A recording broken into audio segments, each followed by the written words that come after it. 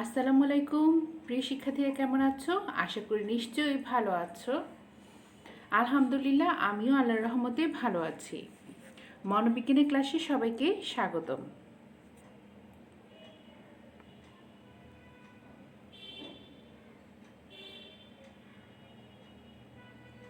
আজকের ক্লাস পরিচালনায় আমি ফারহানা তাসমিন, প্রভাষক মনোবিজ্ঞান, আব্দুল বিশ্ববিদ্যালয় কলেজ, আবদার, শ্রীপুর, গাজীপুর। পাঠ পরিচিতি, দ্বাদশ শ্রেণী মনোবিজ্ঞান দ্বিতীয় পত্র, অষ্টম অধ্যায়ের নাম পরিসংখ্যান। ডিগ্রি তৃতীয় বর্ষ মনোবিজ্ঞান ষষ্ঠ পত্র, সপ্তম অধ্যায়ের নাম বিচ্যুতির পরিমাপ।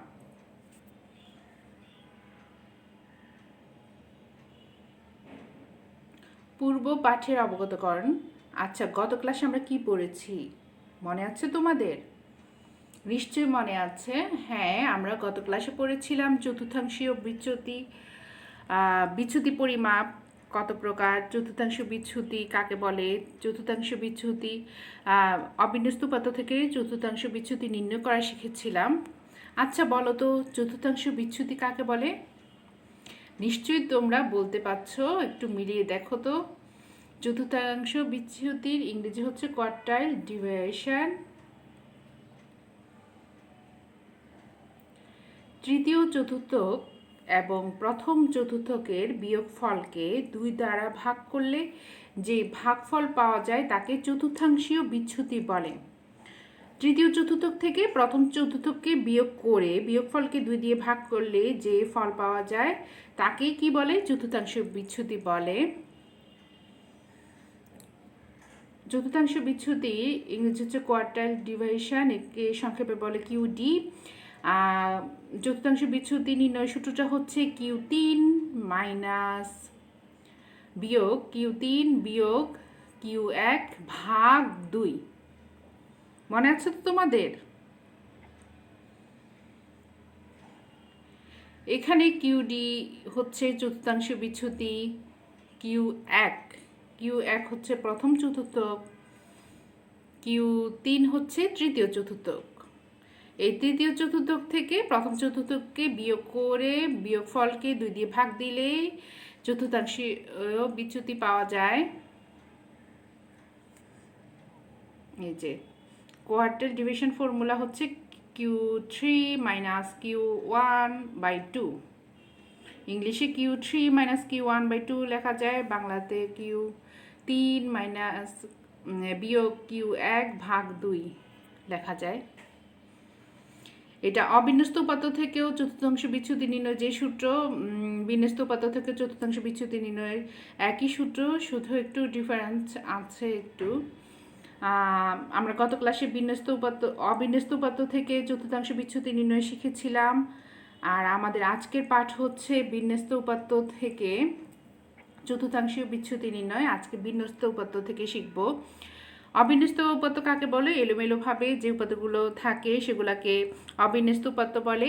আর যে উপাত্তগুলো টেবিল বা ছক আকারে সাজানো থাকে সেগুলোকে বিন্যস্ত উপাত্ত বলে।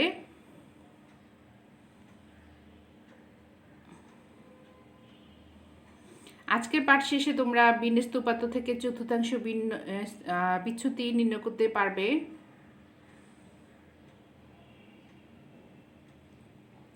চতুর্থাংশ বিচ্যুতি নির্ণয় করার জন্য বিন্যস্ত উপাত্ত থেকে প্রথমে এরকম একটা প্রশ্ন থাকে।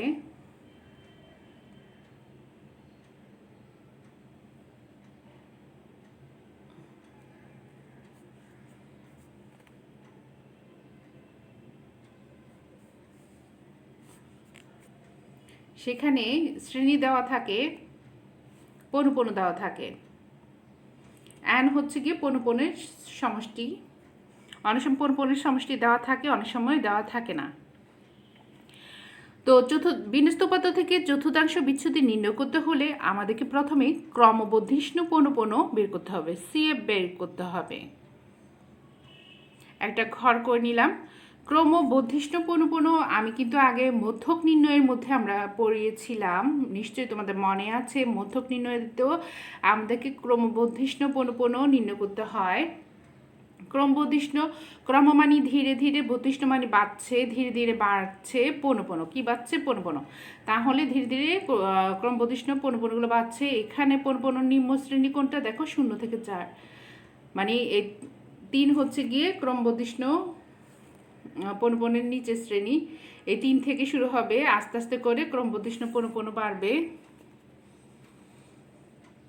তাহলে আমরা এখানে প্রথমে একদম নিচের শ্রেণীতে কি আছে? 3 আছে, ক্রমবর্ধিষ্ণু পনুপনু, এটা লিখে ফেললাম। এরপরে দেখো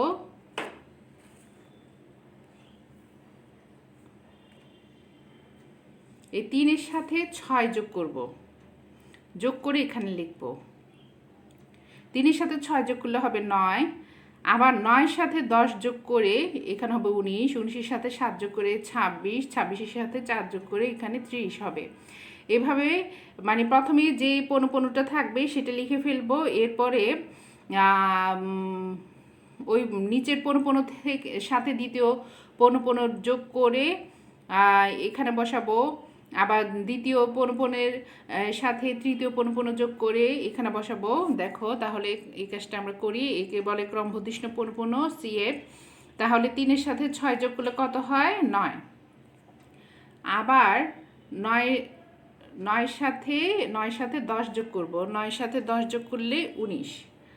আবার 19-এর সাথে 7 যোগ করলে কত হবে? 26। 26-এর সাথে কাকে যোগ করব? 4, 30। আমাদের ক্রমবর্ধিষ্ণু পনুপনের লাস্টের সংখ্যাটা সাথে যদি পনুপনের সমষ্টি n = 30 মিলে, তাহলে বুঝবো যে আমাদের ক্রমবর্ধিষ্ণু পনুপনটা ঠিক আছে। তাহলে বুঝেছো, এটা হচ্ছে কি টেবিলের কাজ। এরপরে আমরা চতুর্থাংশ বিচ্যুতি নির্ণয় সূত্রটা কি পড়েছিলাম? প্রথম চতুর্থ থেকে Q3 - Q1 ভাগ 2, তৃতীয় চতুর্থক থেকে প্রথম চতুর্থককে বিয়োগ দিব। তাহলে আমাদেরকে প্রথম চতুর্থক বের করতে হবে। প্রথম চতুর্থক বের করতে হলে প্রথম চতুর্থকের ক্ষেত্রে প্রথম চতুর্থক বের করার সূত্রটা হচ্ছে গিয়ে n/4, ঠিক আছে? n/4, এখানে n হচ্ছে গিয়ে 30। তাহলে 30-কে 4 দিয়ে ভাগ দিলে 7.5 পেয়েছি। এখন আমাদেরকে বের করতে হবে 7.5 সংখ্যাটি এই ক্রমবর্ধিষ্ণু পনুপনের কোথায় আছে। দেখো তো দেখি 7.5 সংখ্যাটি কোথায় আছে? এই 3-এর মধ্যে আছে? না। 9-এর মধ্যে আছে? হ্যাঁ। 4 থেকে 9, এখানে হচ্ছে 4 থেকে 9, তাহলে 4, 5, 6, 7, 7.5। তাহলে এই 9-এর মধ্যেই 7.5 আছে। তাহলে আমাদের প্রথম চতুর্থ এর জন্য আমরা এই শ্রেণী নিয়ে কাজ করব। এই যে 5 থেকে 9 শ্রেণী, এই 6, 9 এই শ্রেণীটা নিয়ে কাজ করব। তাহলে এটা হচ্ছে প্রথম চতুর্থকের ক্ষেত্রে। এখন প্রথম চতুর্থকের ক্ষেত্রে সূত্রটা কি একটু ভালো করে দেখে নাও। Q1 = L + n/4 - CFL/F × I। এটা হচ্ছে গিয়ে প্রথম চতুর্থকের ক্ষেত্রে সূত্র। Q1 = L + n/4 - CFL/F I।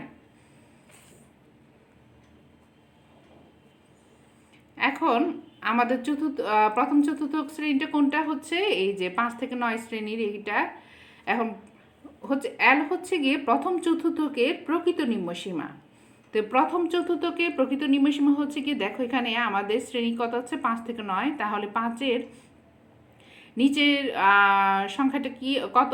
এই যে 5, আর পরের আগের শ্রেণী কি কত? 0 থেকে 4। এই 4 আর 5-এর মাঝের সংখ্যাটি কত বলো তো?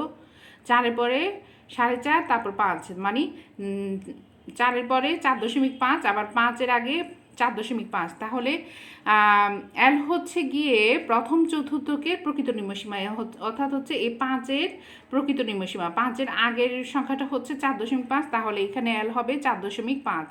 আর n/4 ইকুয়াল টু এখানে আছে 7.5। আর সিএফএল হচ্ছে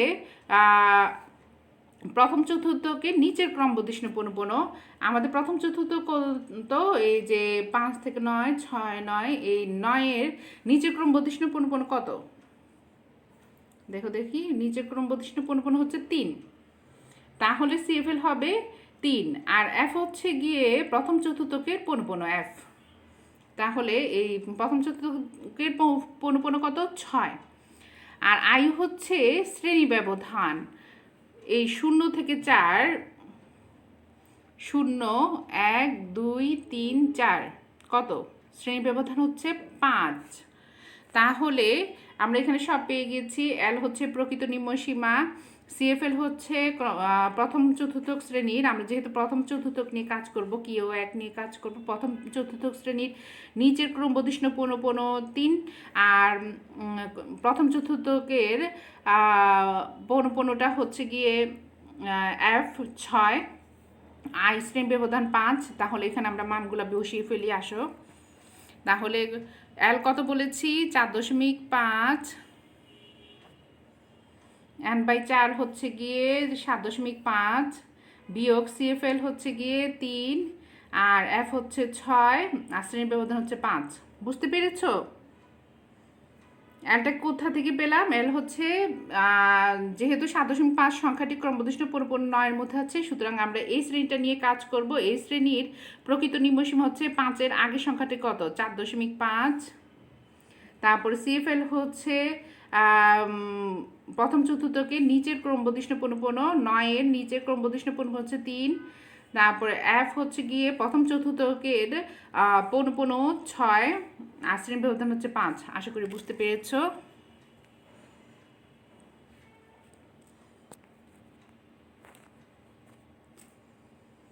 এখন 4.5 যোগ 7.5 থেকে 3 বিয়োগ দিলে 4.5 ভাগ 6 ইন্টু 5, 4.5 যোগ 4.5কে 6 দিয়ে ভাগ দিলে 0.75 ইন্টু 5,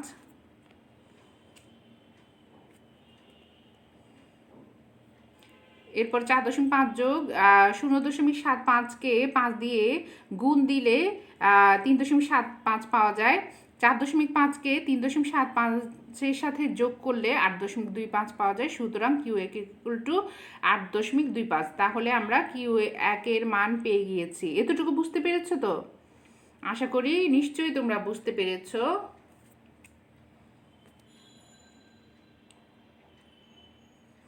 এখন তৃতীয় চতুর্থকের ক্ষেত্রে মনে রাখবে, প্রথম চতুর্থকের ক্ষেত্রে হচ্ছে সূত্রটা হচ্ছে একটা n ভাগ 4, আর তৃতীয় চতুর্থকের ক্ষেত্রে 3টা n, 3n ভাগ 4। ঠিক আছে, এটা সহজে মনে রাখবে। প্রথম চতুর্থকের ক্ষেত্রে সূত্রটা হচ্ছে n ভাগ 4, আর তৃতীয় চতুর্থকের ক্ষেত্রে 3n ভাগ 4। তাহলে n তো হচ্ছে 30, আর 3n ভাগ 4 মানে হচ্ছে 3 × 30 ভাগ 4। 3কে 30 দিয়ে ভাগ দিলে 90, 90 ভাগ 4, 90কে 4 দিয়ে ভাগ দিলে 22.5 পাওয়া যায়। 22.5 সংখ্যাটি ক্রমবর্ধিষ্ণু পুনঃপুন কোথায় আছে? দেখো, 3-এর মধ্যে আছে না, 9-এর মধ্যে আছে না, 19-এর মধ্যে আছে না, 26-এর মধ্যে আছে। 26 এখানে কত? মানে 20 থেকে 26 পর্যন্ত।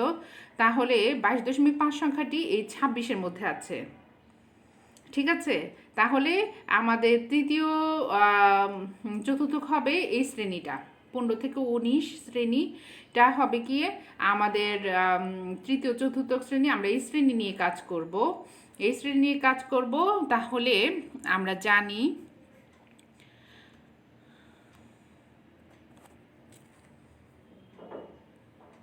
সূত্রটা কিন্তু একই, কিউ একের সূত্র আর কিউ তিনের সূত্র। দেখো, কিউ একের সূত্র হচ্ছে L plus n/4 minus CFL by F into I. এখানে n/4 কিউ একের ক্ষেত্রে n/4, আর কিউ তিনের ক্ষেত্রে এখানে শুধু 3n/4 হবে। একই, দেখো, Q 3 equal to L plus 3n/4 minus CFL ভাগ এফ আই। ঠিক আছে, 3n ভাগ 4 minus CFL by F into I, এটা হচ্ছে কি Q3 এর সূত্র।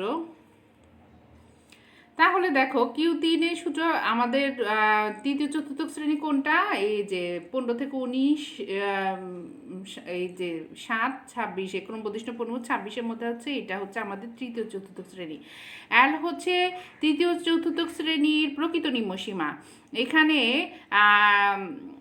শ্রেণীটা নিচের শ্রেণী হচ্ছে 15 থেকে 19, তাহলে 15 আর 14-র মাঝখানের সংখ্যাটা কি, মানে 15-র আগের সংখ্যাটা হচ্ছে 14, এই 14 আর 15-র মাঝখানের সংখ্যা হচ্ছে 14.5, তাহলে এখানে হবে L equal to 14.5 R 3n ভাগ 4 ইকুয়াল টু হবে 22.5। CFL হবে তৃতীয় চতুর্থ শ্রেণীর নিচের ক্রম বর্ধিষ্ণু পুনঃপুন। নিচের ক্রম বর্ধিষ্ণু পুনঃপুন কত আছে দেখো 19, নিচের শ্রেণীর ক্রম বর্ধিষ্ণু পুনঃপুন দেখো এই 15 থেকে 19-এর আগের শ্রেণীটা হচ্ছে 10 থেকে 14, এই শ্রেণীর ক্রম বর্ধিষ্ণু পুনঃপুন হবে CFL, আর F হচ্ছে গিয়ে তৃতীয় চতুর্থ শ্রেণীর পুনঃপুন, এই যে 7।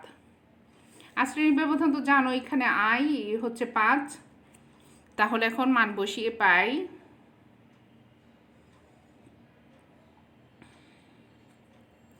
দেখো L হচ্ছে কি তৃতীয় চতুর্থ শ্রেণীর প্রকৃত নিম্নসীমা, 15 আগের সংখ্যা হচ্ছে গিয়ে 15 আর 14-র মাঝখানের সংখ্যা হচ্ছে 14.5, 3n ভাগ 4 হচ্ছে গিয়ে 22.5, তারপরে CFL হচ্ছে গিয়ে তৃতীয় চতুর্থ শ্রেণীর নিচের শ্রেণীর ক্রম বর্ধিষ্ণু পুনঃপুন 19, F হচ্ছে গিয়ে তৃতীয় চতুর্থ শ্রেণীর পুনঃপুন 7, আর শ্রেণীর ব্যবধান হচ্ছে 5।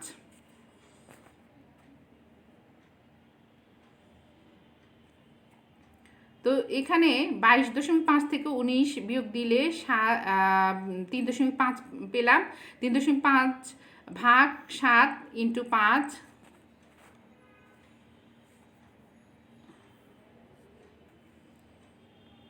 14.5 যোগ 3.5-কে 7 দিয়ে ভাগ দিলে 0.5 ইন্টু 5, 0.5-কে 5 দিয়ে গুণ দিলে 2.5, 14.5 যোগ 2.5, 14.5-এর সাথে 2.5 যোগ করলে 17, সুতরাং Q3 ইকুয়াল টু 17। তাহলে দেখো আমরা Q1-এর মান পেয়েছি 8.25, Q3-এর মান পেয়েছি 17।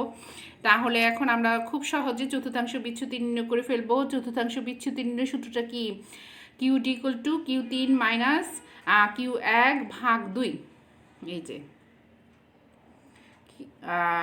QD equal to Q3 minus Q1 ভাগ 2।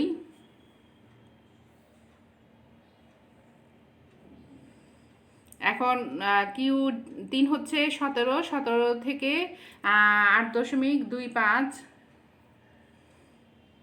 8.25, Q1 হচ্ছে 8.25 বিয়োগ দিলে 8.75, 8.75-কে 2 দিয়ে ভাগ দিলে আমি পেয়েছি 4.375 পেয়েছি।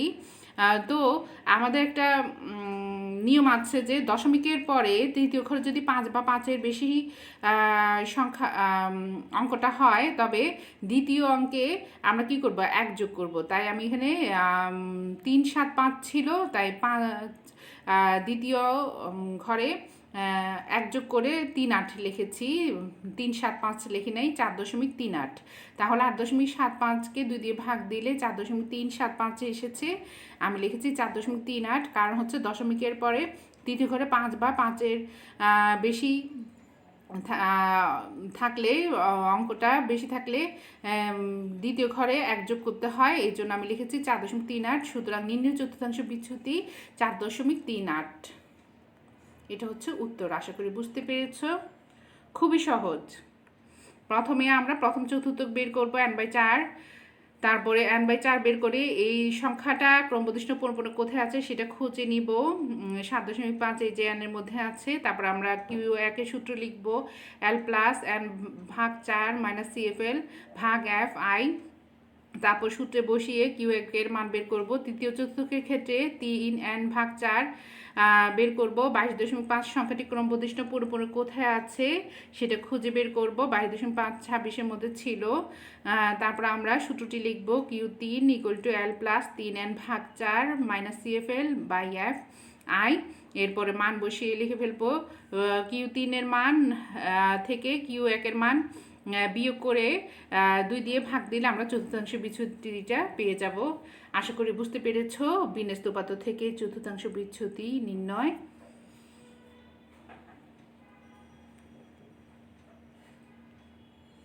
মূল্যায়ন চতুর্থাংশ বিচ্যুতি নির্ণয় সূত্র হচ্ছে QD = Q3 - Q1 ভাগ 2, QD = Q3 - Q2 ভাগ 2, QD = Q3 - Q1 ভাগ 2।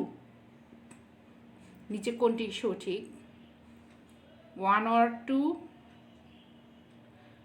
1 ও 3, 2 ও 3, 1, 2 ও 3। দেখো তো কোনটা সঠিক। আশা করি নিশ্চয়ই তোমরা উত্তর দিতে পেরেছো। দেখো QD = এতক্ষণ পড়েছি তৃতীয় চতুর্থ Q3 - Q1 ভাগ 2, এটা ঠিক আছে। QD = Q3 - 1, 2 এটা হবে না। QD = Q3 - Q1 ভাগ 2, এটা ইংলিশে লিখেছে, সুতরাং 1 আর 3 হবে, মানে ক্ষয়ের অ্যান্সার হবে 1 আর 3। আর ঠিক আছে কিনা দেখো তো দেখি। আশা করি বুঝতে পেরেছো। খুবই সহজ। তৃতীয় চতুর্থক থেকে প্রথম চতুর্থক বিয়োগ করে 2 দিয়ে বিয়োগফলকে 2 দিয়ে ভাগ দিলে আমরা চতুর্থাংশ বিচ্যুতি পেয়ে যাই।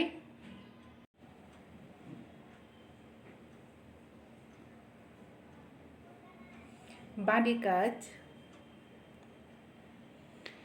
নিম্নের উপাত্ত থেকে চতুর্থাংশ বিচ্যুতি নির্ণয় করো। এই উপাত্ত থেকে চতুর্থাংশ বিচ্যুতি নির্ণয় করো। তোমরা স্ক্রিনশট দিয়ে নিতে পারো বা লিখে নাও। শ্রেণী হচ্ছে 33 থেকে 35, 30 থেকে 32, 27 থেকে 29, 24 থেকে 26, 21 থেকে 23, 18 থেকে 20।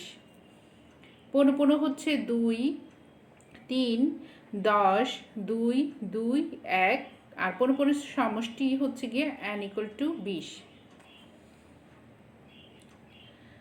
প্রথমে এই ক্রমবর্ধিষ্ণু 15 বের করবে, এরপরে n/4 বের করবে। n/4 বের করে ওই সংখ্যাটি ক্রমবর্ধিষ্ণু 15 কোথায় আছে সেটি বের করবে। বের করে প্রথম চতুর্থক শ্রেণী বের করবে। প্রথম চতুর্থক শ্রেণী থেকে Q1 এর সূত্রটি লিখে Q1 এর মান বের করবে। এরপরে 3n/4 তৃতীয় চতুর্থক বের করবে। দ্বিতীয় চতুর্থক শ্রেণী ক্রমবর্ধিষ্ণু 15 কোথায় আছে বের করে Q3 এর সূত্র লিখে Q3 এর মানগুলো বসিয়ে Q3 বের করবে। এরপর Q3 থেকে Q1 বিয়োগ দিয়ে বিয়োগফলকে 2 দিয়ে ভাগ দিলে তোমার চতুর্থাংশ বিচ্যুতি নির্ণয় হয়ে যাবে। আশা করি তোমরা বুঝতে পেরেছো। এই বাড়ির কাজটা করে তোমরা কমেন্ট বক্সে বা মেসেঞ্জার আমাকে পাঠিয়ে দিবে। স্ক্রিনশট দিয়ে নাও।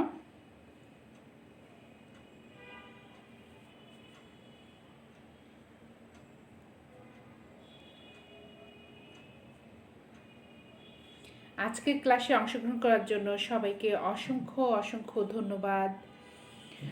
Thank you so much. সবাই ভালো থাকবে, সুস্থ থাকবে এই কামনা করে আজকের ক্লাস এখানে শেষ করছি। আল্লাহ হাফেজ।